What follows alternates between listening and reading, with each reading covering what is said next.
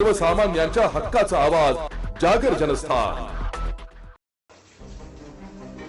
सिन्नर फाटाजवळील चाडेगाव व मळे वस्तीत काल दिनांक 26 सप्टेंबर रोजी रात्रीच्या वेळी कोयते घेऊन चोरट्यांनी धुमाकूळ घातला आणि 2 घरे फोडण्यात येऊन 3 ते 4 घरफोडीचा प्रयत्न देखील करण्यात आला।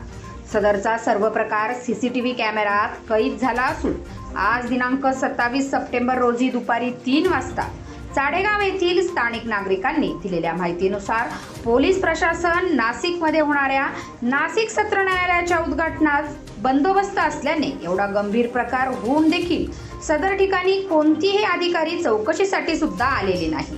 ग्रामस्थात तीव्र संतापाची लाट पसरली आहे।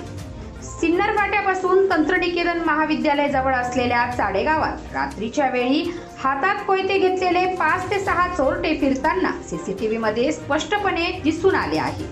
या चोरट्यांनी गावातील रवी कारभारी नागरे आणि सुनील लक्ष्मण मानकर यांच्या घराचे कुलूप तोडून कपाटातील रोख रक्कम आणि सोन्या चांदीचे दागिने चोरून नेले आहे।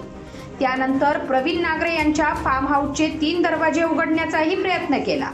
तसेच सतीश तुकाराम नागरे आणि शिवाजी महादू नागरे यांच्या घरफोडीचाही प्रयत्न करण्यात आला। प्रवीण नागरे यांच्या फार्म हाऊसचे 3 दरवाजे उघडण्याचा प्रयत्न केला।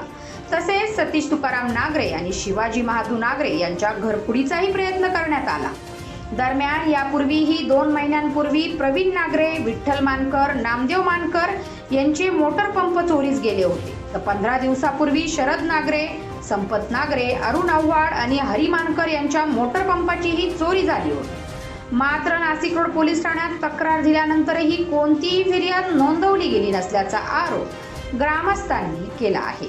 पोलिसांनी गस्त वाढवून गुन्हे दाखल करावेत आणि संशयित चोरट्यांचा तपास करून त्यांच्यावर कठोर कारवाई करावी अशी मागणी करण्यात येत आहे। जागर जनस्थान करता संदीप नवसे, नाशिक।